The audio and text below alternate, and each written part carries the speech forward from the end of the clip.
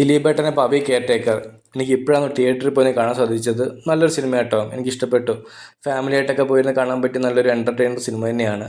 എനിക്ക് നമ്മുടെ പഴയൊരു ദിലീപേട്ടൻ എനിക്ക് വീണ്ടും കാണാൻ സാധിച്ചു. അതിന് ഡയറക്ടറായിട്ട് വിനീത് സാധിച്ചു എന്ന് തന്നെയാണ് എൻ്റെ ഒരു വിശ്വാസം.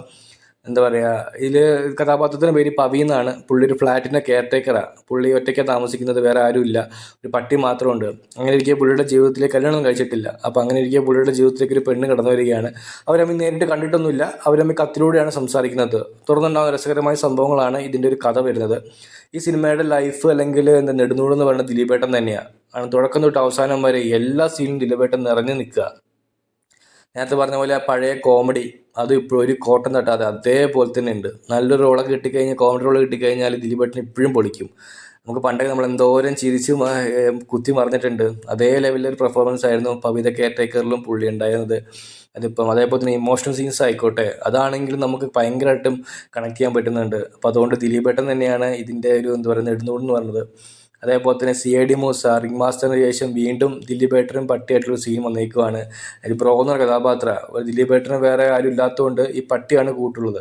അപ്പോൾ ഇവർ തമ്മിലുള്ള കോമ്പിനേഷൻ സീൻസൊക്കെ ഭയങ്കര രസമായിരുന്നു. അത് കോമഡി സീൻസ് ആയിക്കോട്ടെ, ഇമോഷണൽ സീൻസ് ആയിക്കോട്ടെ, എല്ലാം തന്നെ ഭയങ്കര ഒരു എന്താ പറയുക ഒരു അറ്റാച്ച്മെൻ്റ് ആയിരുന്നു രണ്ടുപേരും തമ്മിൽ. നമുക്ക് ഭയങ്കരമായിട്ട് കണക്ട് ചെയ്യാൻ പറ്റുന്നുണ്ട്. പിന്നെ നോക്കുവാണെങ്കിൽ ഒരു 5 നായികമാരുണ്ട്. ഞാൻ ആദ്യം വിചാരിച്ചത് 5 നായികമാർ ഒരു നായകൻ.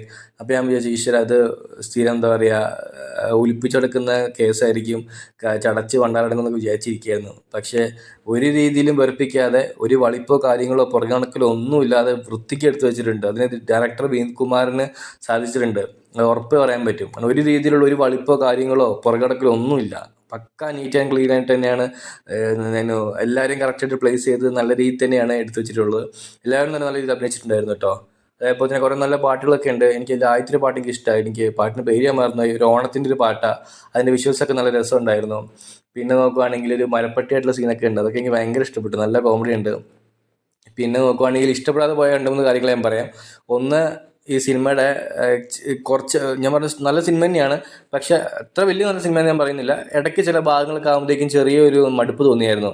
അതിൽ പ്രത്യേകിച്ച് ഫസ്റ്റ് ഹാഫ് ആയപ്പോഴത്തേക്കും ഞാൻ വിചാരിച്ചു ദൈവമേ ഇത് തിയേറ്ററുകാർ ഇൻ്റർവെൽ പോലും കാണിക്കാതെ ഇങ്ങനെ കണ്ടിന്യൂസ് ആയിട്ട് പടം കാണിക്കുകയാണെന്ന് അതും വിചാരിച്ച്. കാരണം അത്രയ്ക്ക് നമുക്ക് ഇടയ്ക്ക് ചെറിയൊരു ഇറിറ്റേഷൻ പോലെ ചെറിയൊരു ഫീൽ തോന്നിയായിരുന്നു.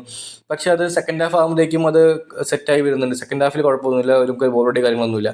ഫസ്റ്റ് ഹാഫിൽ മാത്രം ചെറിയൊരു എന്താ പറയുക ഒരു ഇത് തോന്നിയായിരുന്നു. രണ്ടാമതായാലും ജോണി ആൻ്റണി ചേട്ടൻ ഈ സിനിമയിലുണ്ടായിരുന്നു. പുള്ളീനെ അറിയാം, പുള്ളി നിന്നാലും എന്താ പറയുക എന്തെങ്കിലും ചെറിയൊരു ഡയലോഗ് പറഞ്ഞാൽ പോലെ തന്നെ അത് കോമഡി ആയിരിക്കും. അപ്പോൾ പുള്ളീനെ അത് മാക്സിമം യൂട്ടിലൈസ് ചെയ്തിട്ടുള്ളതെന്നാണ് എൻ്റെ ഒരു വിശ്വാസം.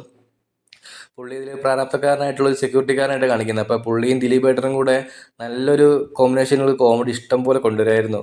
അതൊരു മേജർ മിസ്സായിട്ട് തോന്നി. അതേപോലെ തന്നെ ഇപ്പോൾ നേരത്തെ പറഞ്ഞു ഇത് പെണ്ണാരാന്നുള്ള കാര്യം ദിലീപേട്ടൻ അറിയില്ല. പിന്നെ അങ്ങോട്ടും ഇങ്ങോട്ടും കത്തിലൂടെയാണ് സംസാരിക്കുന്നത്. അപ്പം നമ്മളെ കൺഫ്യൂസ് ചെയ്യിപ്പിക്കാൻ വേണ്ടി കുറേ കഥാപാത്രങ്ങൾ കയറി വരുന്നുണ്ട്. നമ്മൾ ഇയാളാണോ എന്നൊക്കെ നമുക്ക് കൺഫ്യൂസ് ചെയ്യിപ്പിക്കാൻ വേണ്ടി.